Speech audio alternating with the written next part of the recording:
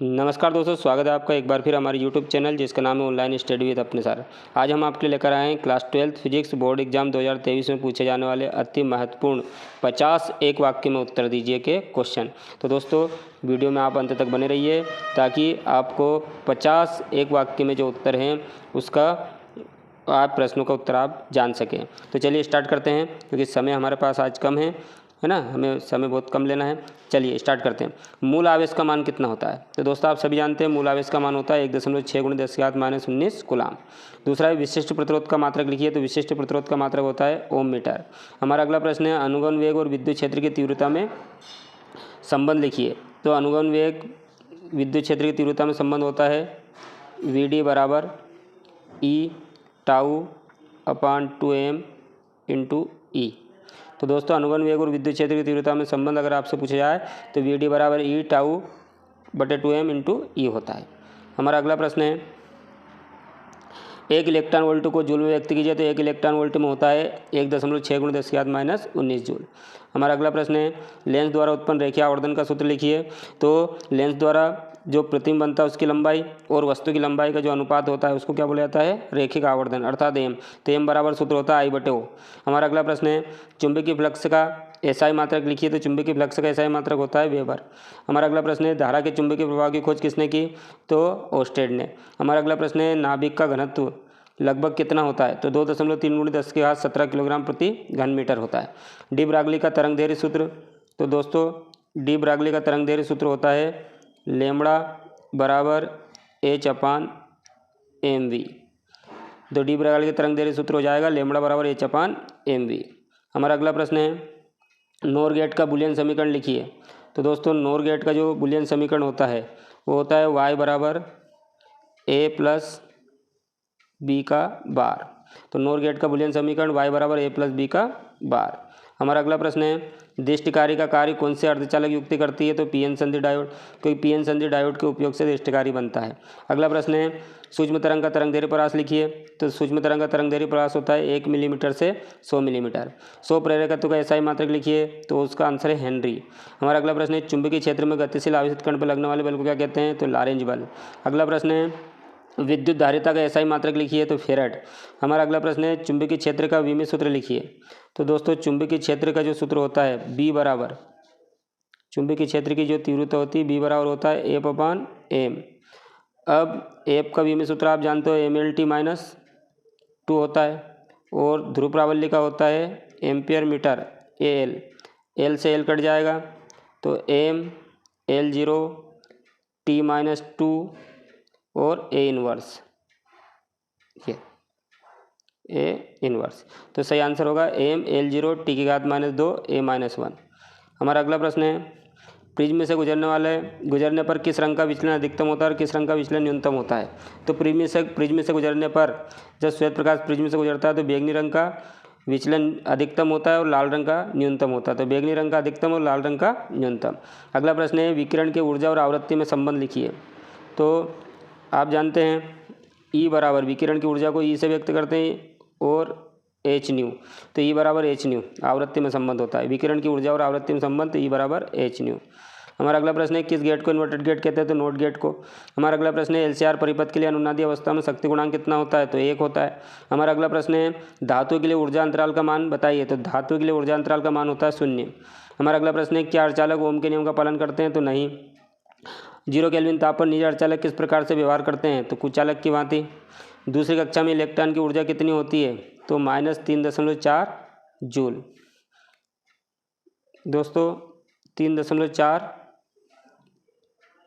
Electron volt आएगा, याद रखिए 3.4 इलेक्ट्रॉन वोल्ट। हमारा अगला प्रश्न है उस घटना का नाम लिखिए जो विद्युत चुंबकीय तरंग की क्वांटम प्रकृति बताता है। तो प्रकाश विद्युत प्रभाव की घटना जो है विद्युत चुंबकीय तरंग की क्वांटम प्रकृति को व्यक्त करती है। हमारा अगला प्रश्न है विद्युत चुंबकीय तरंगों में कितना आवेश होता है? तो विद्युत चुंबकीय तरंगों में कोई आवेश नहीं होता अर्थात शून्य आवेश होता है। हमारा अगला प्रश्न है सूक्ष्मदर्शी का नाम जो रीडिंग लेंस के रूप में उपयोगी होता है? तो सरल सूक्ष्मदर्शी। आपतित प्रकाश की आवृत्ति बढ़ने पर प्रकाश की विद्युत धारा पर क्या प्रभाव पड़ता है? तो कोई प्रभाव नहीं पड़ता है क्योंकि प्रकाश विद्युत धारा जो है वह आपतित प्रकाश की आवृत्ति पर निर्भर नहीं करती है। अगला प्रश्न है परमाणु की निम्न कक्षा में इलेक्ट्रॉन गति ऊर्जा अधिक होती है या उच्च कक्षा में, तो इसका आंसर होगा उच्च कक्षा में गति ऊर्जा अधिक होती है। अगला प्रश्न है लेंस की क्षमता तथा उसकी फोकस दूरी में संबंध लिखिए, तो इसका आंसर होगा लेंस की क्षमता पावर P लेंस की फोकस दूरी के व्युत्क्रमानुपाती होती है, तो P बराबर 1/f मीटर में नापी गई फोकस दूरी के व्युत्क्रम के क्या होती है, बराबर होती है, तो P बराबर 1/f। हमारा अगला प्रश्न है n प्रकार के अर्धचालक किस प्रकार तैयार करते हैं, तो इसका सही आंसर होगा शुद्ध जर्मेनियम परमाणु में पंचसंयोजित तत्व की अशुद्धि मिलाकर n प्रकार के अर्धचालक प्राप्त किया जाता है। अगला प्रश्न है किन गेट को मूल गेट कहते हैं, तो 3 गेट जो होते हैं अपने और गेट, एंड गेट और नोट गेट को मूल गेट कहते हैं। अगला प्रश्न है धारा के चुंबकीय प्रवाह की खोज किसने की थी, तो धारा के चुंबकीय प्रवाह की खोज ओस्टेड ने की थी, तो इसका सही आंसर होगा ओस्टेड। हमारा अगला प्रश्न है कोहरे में संकेतक के रूप में किन विकिरणों का उपयोग किया जाता है, तो कोहरे में संकेतक के रूप में अवरक्त विकिरणों का उपयोग किया जाता है, तो इसका सही आंसर होगा अवरक्त। हमारा अगला प्रश्न है प्लांक नियतांक का मात्रक तथा विमेय सूत्र लिखिए, तो प्लांक नियतांक का जो मात्रक होता है वो होता है जूल सेकंड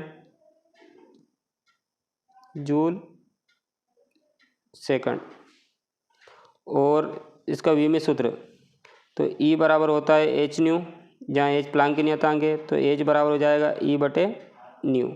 E का होता है E मतलब ऊर्जा कार्य के बराबर ml² T-2 और न्यू का होता है T-1 -1 से -1 कट जाएगा तो ये होगा ml² T-1 विमेय सूत्र, तो इसका सही आंसर होगा प्लांक की नियतांक का मात्रक तो जूल सेकंड और विमेय सूत्र होगा ml² T-1। हमारा अगला प्रश्न है इलेक्ट्रॉन का विराम द्रव्यमान कितना होता है, तो इलेक्ट्रॉन का विराम द्रव्यमान होता है 9.1 × 10⁻31 किलोग्राम। अगला प्रश्न है ऐसे नाभिक जिनकी न्यूट्रॉन संख्या समान हो लेकिन परमाणु क्रमांक भिन्न भिन्न हो क्या कहलाते हैं, तो ऐसे नाभिक वाले को बोलते हैं समन्यूट्रॉनिक।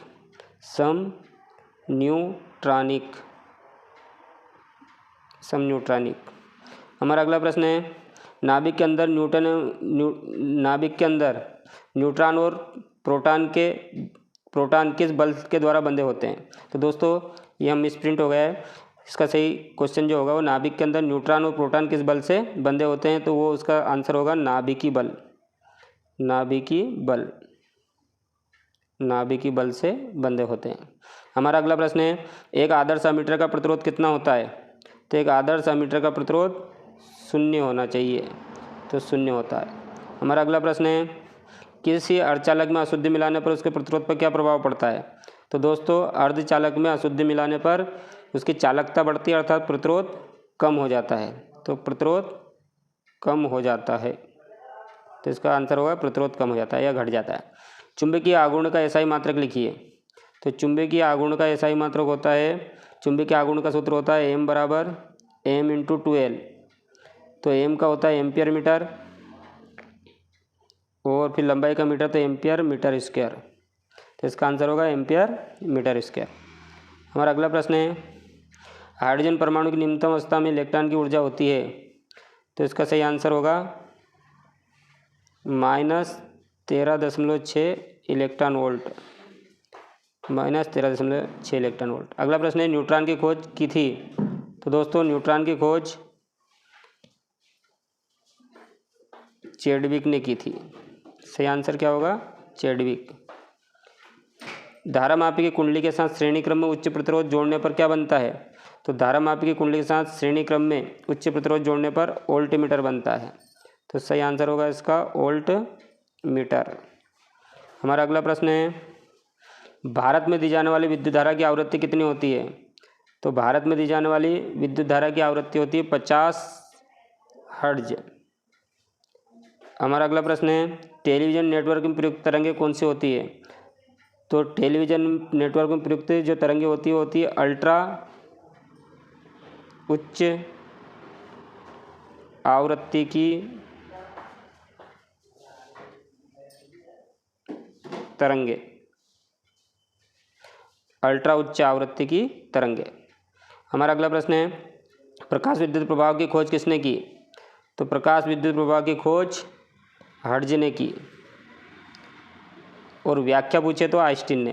तो यहाँ पूछा गया खोज, तो प्रकाश विद्युत प्रभाव की खोज हर्ट्ज ने की थी। अगला प्रश्न है अतिचालकता की खोज किसने की? तो अतिचालकता की खोज की है केमरलिंग-ओह्न ने।